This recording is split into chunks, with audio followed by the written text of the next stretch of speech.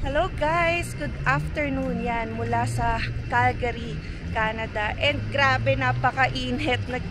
Nagtanggal na ako ng jacket. So si Ali naka-hoodie lang. Wala kang additional cover? Wala, ito lang. Wala. So napakainit. Ano ba yung weather Canadian ngayon? na kasi ako. Canadian. Maglaba Canadian. So hindi ako open ng eyes. Ito yung araw. So guys, 5:30 na ng hapon and yan, kakagaling lang namin sa aming tagpuan, kaya sabay kami umuwi lagi. So pahinga muna yan, actually sa train nga para nakatulala na lang kami, no? Pagod? Pagod, alam mo yun, parang pinaprocess mo lahat ng nangyari ng magdamag. Pero sabi nga ni Alwin, no, pag nag-work ka rin sa office or gusto mo yung ginagawa mo, ang bilis ng takbo ng oras. Oo, kahit, kanina, oo, pagka start ko nung gawa ko, kasi sabi ko nga sa inyo guys, diba, medyo may mga konting adjustment sa ginagawa.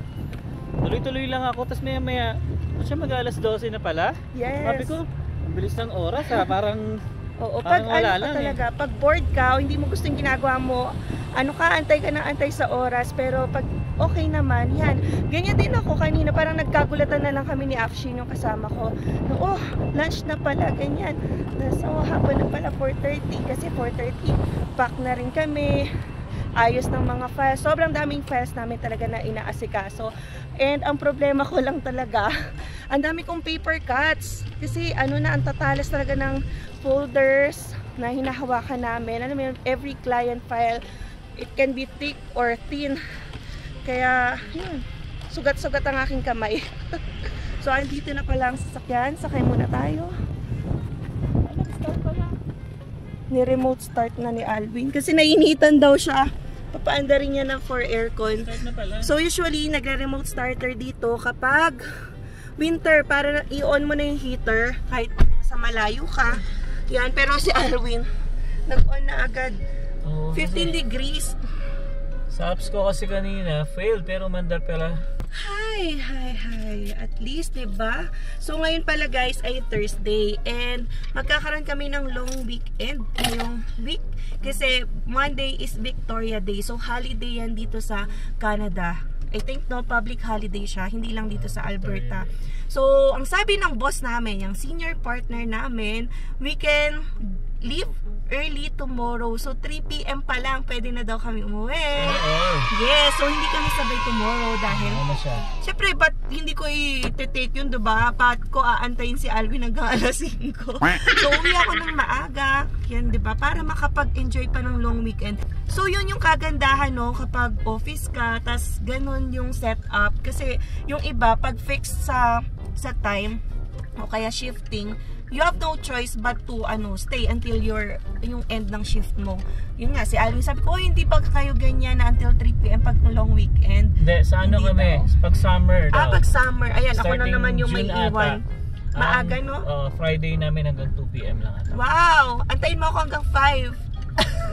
Hindi, magbabas na lang ako pag ganun.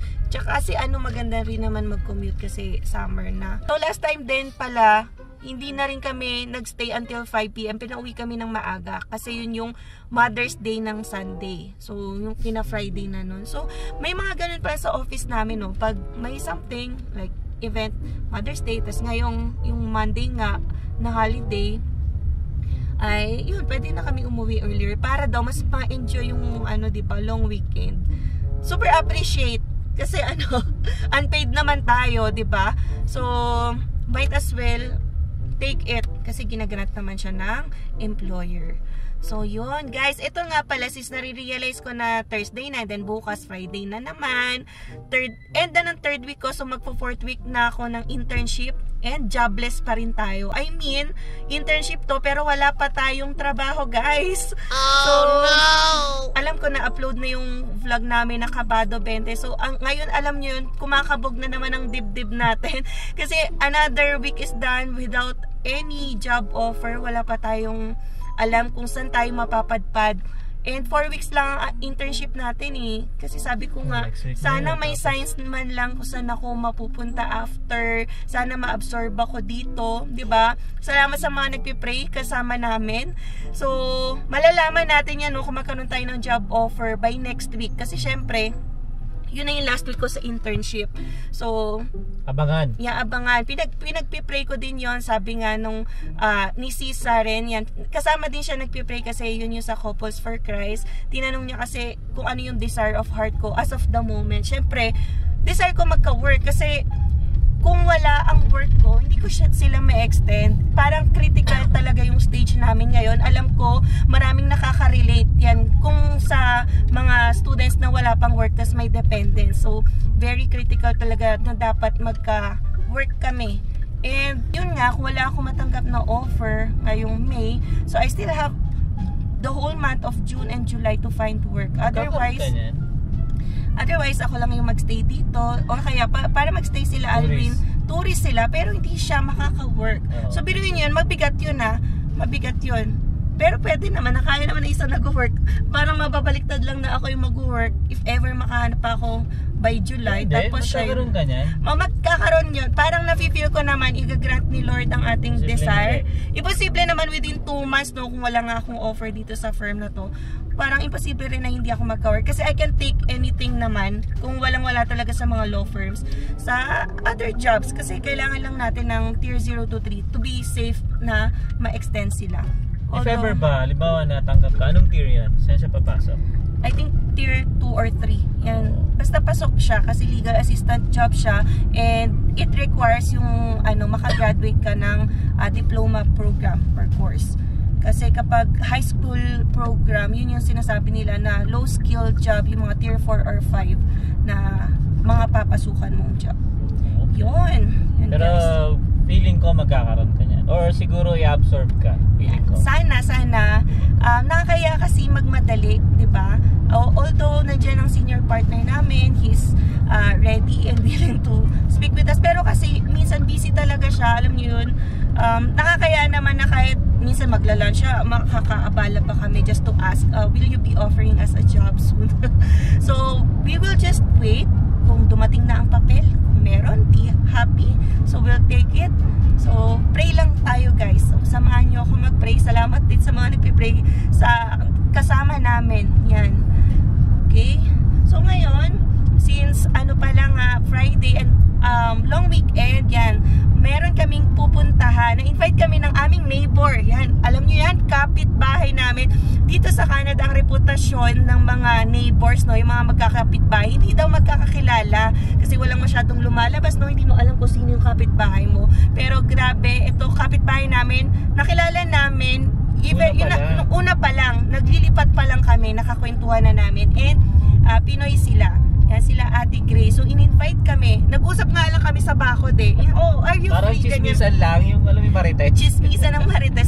In-invite na, free ba kayo long weekend? Ganyan. So, pupunta kami sa Sylvan Lake. Yeah! Overnight lang yun kasi we have to be back dito sa Calgary dahil dedication na namin, graduation sa Couples for Christ. So, thank you Lord din. Hindi pwedeng umabsent dun. Hindi pwedeng umabsent. Oo, kasi na yun talaga. Yun na yung conclusion ng aming ina-attendang seminar. Yeah, tsaka kasi din baby, malapit lang din naman kasing Sylvan Lake, kaya okay parang lang. More than 1 hour drive. 1.5 daw sabi ni ate. So nakapunta na kami ng Sylvan Lake actually, pero hindi pa kami nag-overnight doon. Parang trip lang, parang umikot-ikot lang tayo kasi frozen yung lake noon.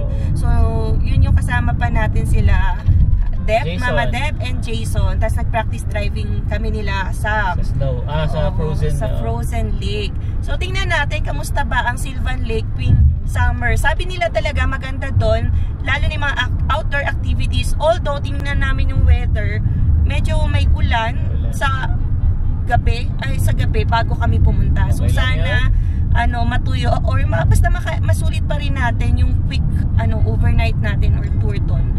Importante doon baby, kasama natin yung mga kapwa natin Pilipino, yes, banding. Oo, maraming kapamilya na kasama si Ate Grace. And yan, excited din kami kasi sabi ko, Ate Grace, network din yung makakakilala kami ng mga pamilyang Pilipino. So more on Ilocano sila Ate Grace. Makikita nyo sa mga succeeding vlogs namin ng aming vacation dyan sa Sylvan Lake. And since pupunta kami ng Sylvan Lake, so sabi nga namin, hanap muna kami ng mga pagkain or babaunin.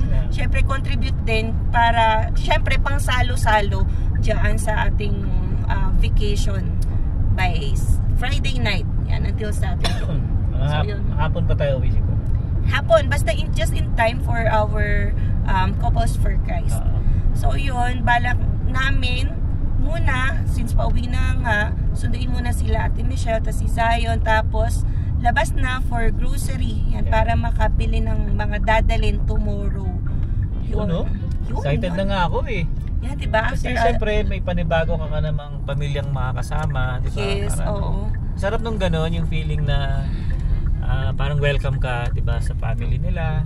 Yes, oo naman. Tapos masarap makasama sila Ate Grace kasi ang bait. Oo, in-invite na rin kami sa birthday niya. Tapos naka-join din kami, nagpe-play lang ng cards, kung ano-anong laro, tas kain.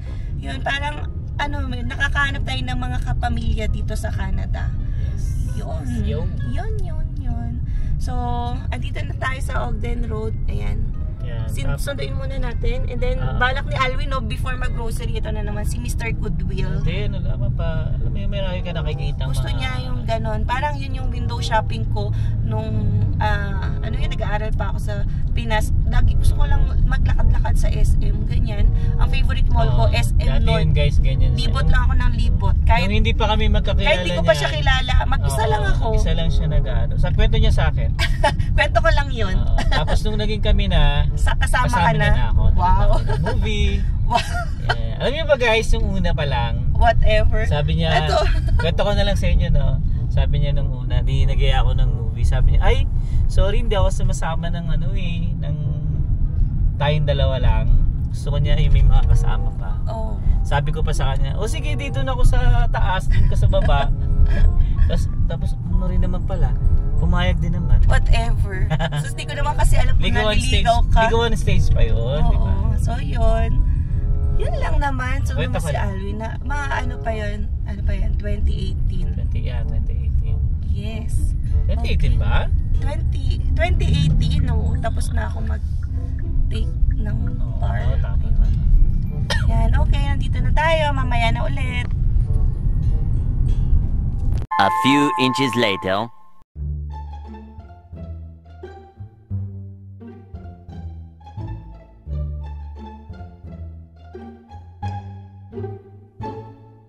So, ayan, papunta na tayo sa Goodwill. And nandito kami around sa Chinook. So, yung mga feels natin. Taga dito kami dati. And sa Chinook din kami, unang nagtrabaho ni Alvin, no? Yan yung unang trabaho namin. Mga memories. Tapos ito, nilalakad rin namin to dati nung wala kaming sasakyan. Dala-dala si Zion, tulak-tulak, tas ang tindi ng init. Yan, and speaking of job, yun yung una kong work. So, ano pa ba? June 2023 ako nawala ng work kasi nagsara na yon. Ever since wala na akong naging trabaho. So, na pala, baby, no? Isang taon na akong jobless in ka. Sana all. Wow! Isang taon nang walang trabaho. So, hopefully, no, makahanap na talaga tayo soon. Yan. Sabi ko nga rin kay Alwin, no, iniisip ko kung hindi nagsara yung Nordstrom, feel ko doon pa rin ako nag-work or kahit part-time. Siguro hindi tayo lilipat.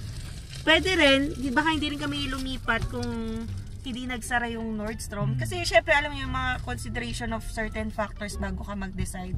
Pero ito yung nangyari. Tingnan naman natin, it's for the better. No? Kaya? So, sana. Although yun nga, ang galing lang talaga ng location kasi 5 minutes ko lang talaga nilalakad yun. Inip, tama. Wala na yung mukha ni Alvin kasi pani-anino.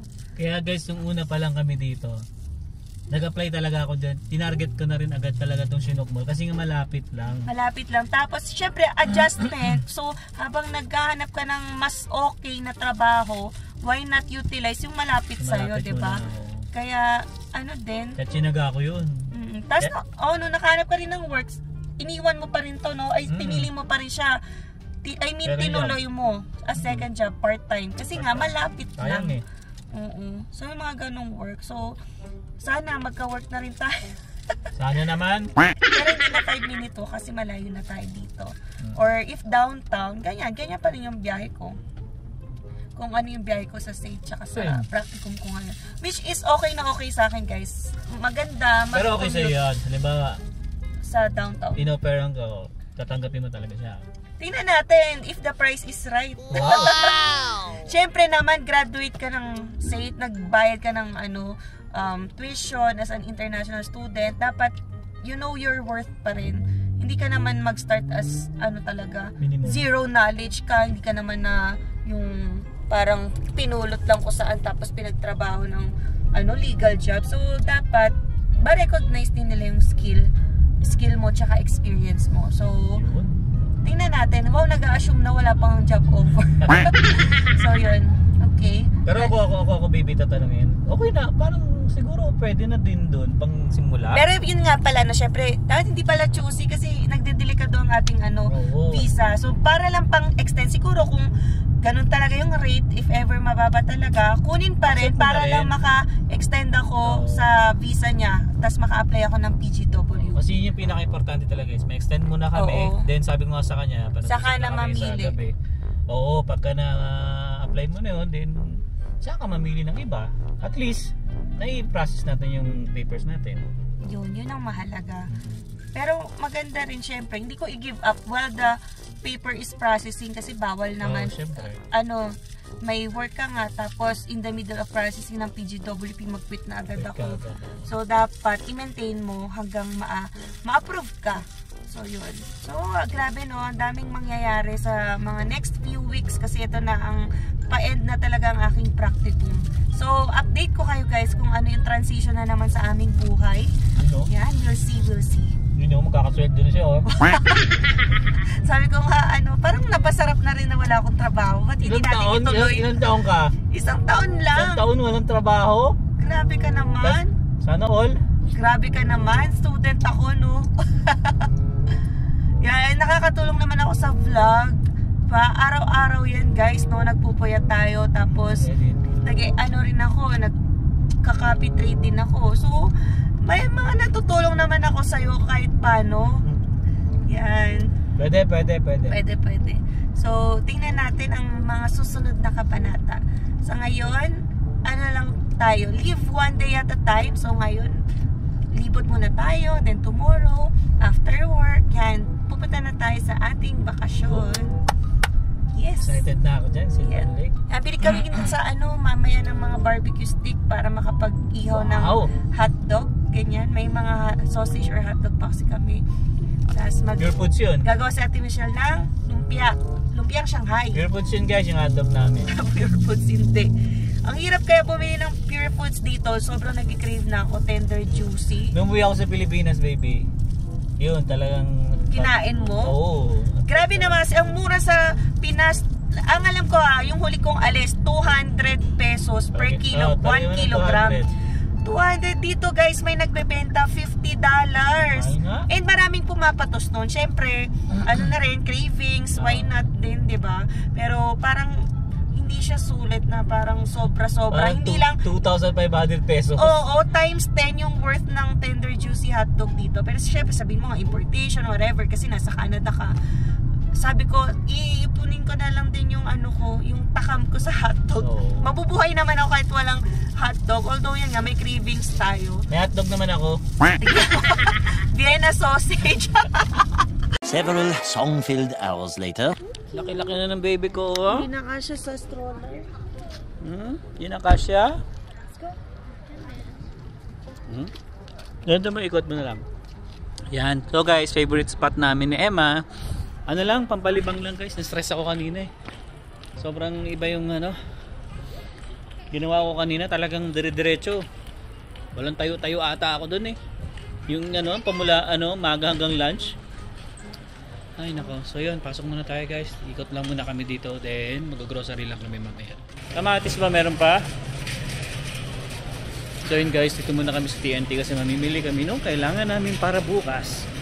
Lang naman, lumpia wrapper, tubig, ayun. So yun lang naman, yung lumpia wrapper, tapos yung mga kailangan pa namin sa bahay. Konti lang siguro. Ay, broccoli 1.98 lang. Spinach. Ito, spinach. Nope, sayo no. kumuha ng kalamansi, ang mahal-mahal ng kalamansi. Wag yan. Tama guys, oh, kalamansi. $3 na agad, ganito lang. Pinipitas lang namin sa bahay ito eh. Okay, so yun guys, so, kunin lang namin muna yung mga dapat naming kunin at mga kailangan namin.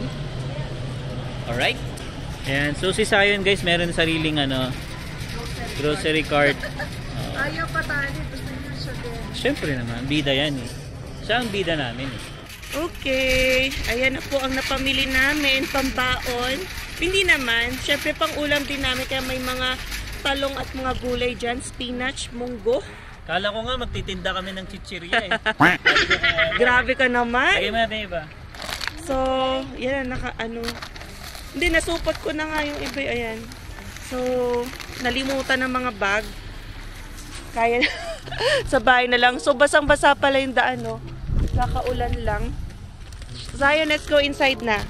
Yan. Okay? Tapos, kailangan ibalik ni Alwin to para makuha yung $1. Ayan, so yun guys, no, okay na yung namin. Ready na kami para bukas. Kaya lang, yung panahon ng hindi ready, umuulan. Hindi, ano lang naman. Ambon. Oo, ambon lang naman yun. Tsaka okay lang yun, di ba? Importante, nakasama tayo. Yes. Tapos yun, bali na pamili namin talaga guys, more chichirya. Nakita nyo naman, para kami magtitinda Oh, hindi naman. May gulay doon marami. So, $86 na inabot. Okay na rin yun. Okay na rin yun. So yun guys, I hope na nag-enjoy ka sa vlog namin. And yeah, pag may mga question ka, comment lang sa comment section natin dyan guys. Okay? So hanggang dito na lang. See you in the next one. Peace!